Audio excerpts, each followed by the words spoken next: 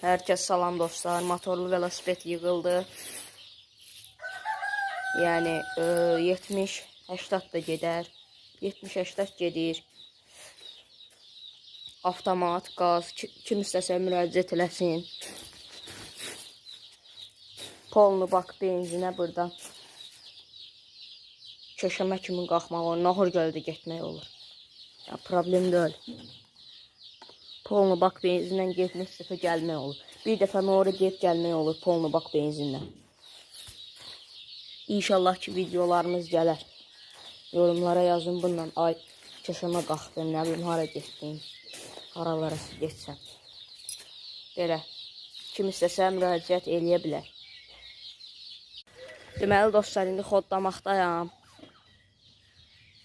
Çok yuxarıda.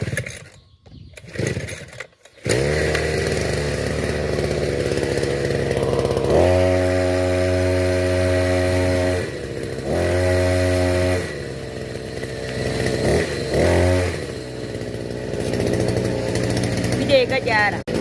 Belə daha dostlar.